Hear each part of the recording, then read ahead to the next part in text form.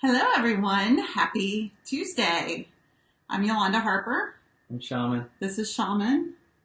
We are co-founders of Harper Therapy here in the Tampa Bay area in Lutz. And it's lunchtime, Yes. but we wanted to spend a couple of minutes just sharing some information with you guys about how to navigate through that messy middle of your marriage. Right.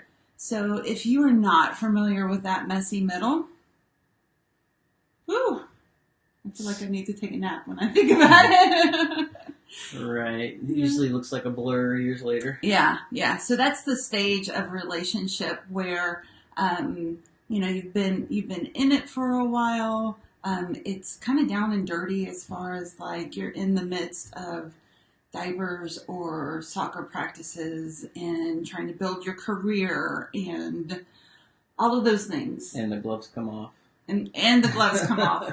And the You fighting don't play gets as a little more nicely intense. anymore. Yeah. Right. The honeymoon is over. The honeymoon is over. You're not carving out as much time for the relationship.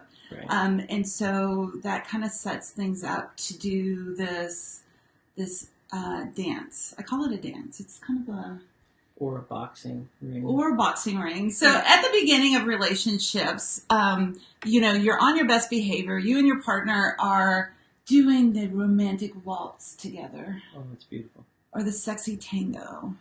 Like us.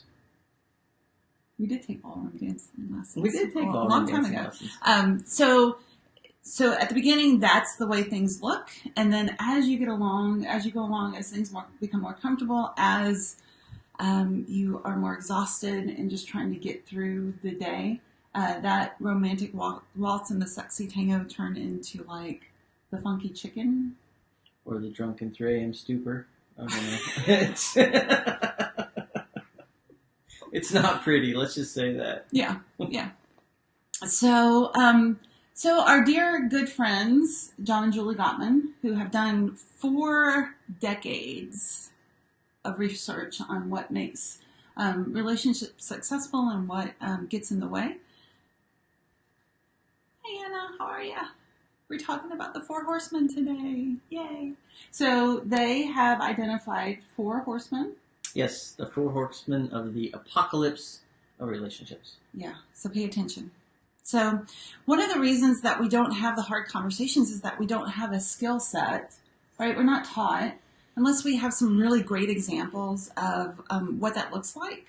Right. You got to develop these things. Yeah. You know? These are skills, right? And it's sad because any other vocation you do or any other important thing in your thing life. you do in your life, you like train for it and you get ready for it and you learn how to do it or you go to school for it. And like oftentimes relationships just think it should come. Right. If you love each other enough. Right. Yeah.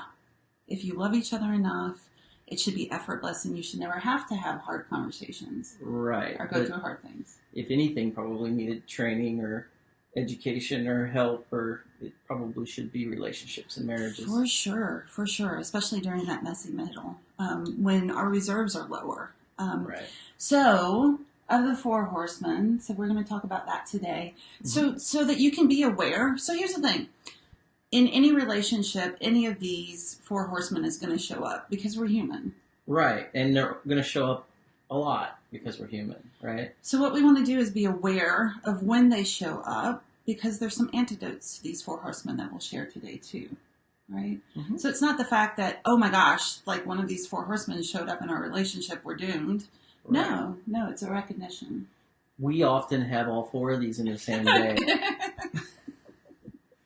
We are just we have built a skill set, right? I mean, it really is about that. So, poor Shaman, you all be thankful that you are not in relationship with me or married to me. Because as I was going through through the Gottman training, especially with these 4 horsemen, I was like, oh my gosh, we have the horsemen. Like, we're doomed.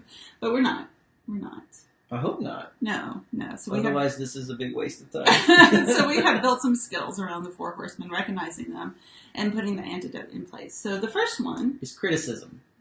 Yeah, criticism. Right. That is self-explanatory, right? We all know what it feels like to be criticized, and we know what criticism is. And we tend to know like when we're doing it. Uh-huh. I mean, don't get me wrong. It can kind of be one of those things that comes out and you're like, oh, I can't believe I just did that. Right. And so that's what we're working towards, guys. We're working towards like, oh my gosh, did I just say that? Ooh. Right. Let me kind of recant. Let me back that off. Let me back off a little bit. That is not going to go well. So the first one is criticism, and that's being critical, right? Of our partner, of like just saying that, oh my gosh, is there anything that you do right? Right. Why did you do this way? Right. You did this, right? So what the antidote to that? So the antidote for that tends to be being a little more gentle in your approach. Yeah. Like a gentle startup. A gentle startup. Right. Okay. What in the world does that mean? I have no idea. That is using our I statements, I feels, right? So this is very much a process of recognizing how our emotions impact our relationships, right? And when we offload those emotions or when we don't take responsibility for them, it really is damaging to the relationship. When I offload emotion, when I get frustrated and I take that out on shaman as criticism, then I can't take that back. I mean, I can go back and make amends and apologize, but once it's out there, it's out there. Yeah. So it's, I feel really frustrated when, when you don't load the dishwasher the right way. It's never about the dishwasher, guys. Right, so that is horseman number 1, criticism. Right. And our second one is defensiveness. So defensiveness is self-explanatory too. And oftentimes criticism and defensiveness dance together. Yeah, they kind of can go hand in hand, right? Like, I'm criticizing you and then you therefore get defensive. Right. So. See how that works? And so instead of that sexy tango or the romantic waltz, now we're doing the funky chicken of the criticism defensive dance, right? And guys, it takes one person to recognize, oh wow, I'm showing up as critical in this conversation, or I'm being really defensive. Right. And that's a hard wall to break down because we tend to wall up, right? We armor up and we get ready to go to battle. And we're like, ding ding, it's on. Right. Rather than kind of diffuse the whole thing and step back from it, which is, So the antidote to defensiveness is to take responsibility. Because the fact of the matter is, when you're in a relationship, there is a piece of the pie that you're responsible for. Like it or not, we all have our part in it. Yeah. So even if your piece of the pie is like 2%, it's beneficial for your relationship to accept responsibility, to take responsibility of that 2%. Yeah, I mean, that very well could be enough to start tearing down the wall. Mm-hmm. Hey, look, I own a piece of this. Mm-hmm. I'm sorry. Mm-hmm. Yeah. Like, I'm recognizing that I am super hungry and like hangry and agitated, right? So maybe now is not the best time to have this conversation. Or maybe you recognize that it doesn't really matter how the dishwasher's loaded. I do recognize that, yes. Some days. Right. You just gotta recognize what kind of dance you dance, right? Right. Yeah. So the next of the Four Horsemen? Oh, this is my favorite. It's contempt. It's not your favorite. It is my favorite. It's contempt, because this is the one you accuse me of all the time. Yes, when I was going through the training. So the Gottmans are so detailed in their research that they like take measurements of people's expressions, like facial expressions, to say, okay, this is the emotion that you're expressing, right? Mm-hmm. And so for contempt, the expression is like a smirk or a snarl, an eye roll. Mm. So, and it also happens that contempt is the most damaging to the relationship. So in the Gottman's research, each of these Four Horsemen can show up, but contempt is the most damaging and the one that in the research has found to be most correlated to divorce. Right. So this guy's an eye roller. I am an eye roller too, I think. It's but so he rolled his eyes the first time. I was like, oh my gosh. Now I do it. She goes, that's contempt.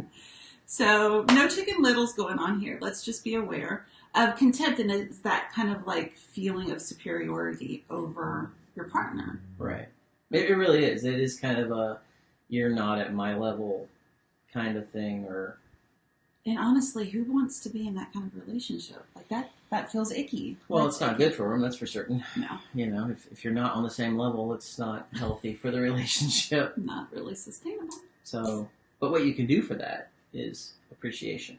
Yeah. So it's building a culture of appreciation. And Right. like, look, guys, there's a reason that you're with your partner. I mean, your partner is not all that bad. Otherwise, why are you in this relationship with them? Right. Right? So it's building that culture of appreciation. Appreciation?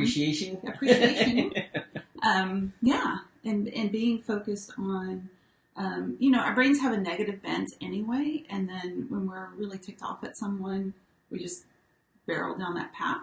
And it's choosing to be intentional about, these are the things that my partner, that, you know, I couldn't do without my partner. And this is like particularly hard for like the pessimists out there, right? Like, because I tend to be a little more pessimistic about things. It's a practice. So contempt comes very easy, Mm-hmm. you know, because everything's always falling apart, right? Mm-hmm. And then on the flip side of that, it's hard to build that appreciation for things, you know, because you're always looking at things like, it's not going to last, blah, blah, blah, you know. But you have to practice that. Yeah, we get good at what we practice. And appreciation and gratitude, those things are definitely a practice. And just beneficial to our well-being across the board and our relationships. Not just marriage, but with our kids, with our friends, with other family members.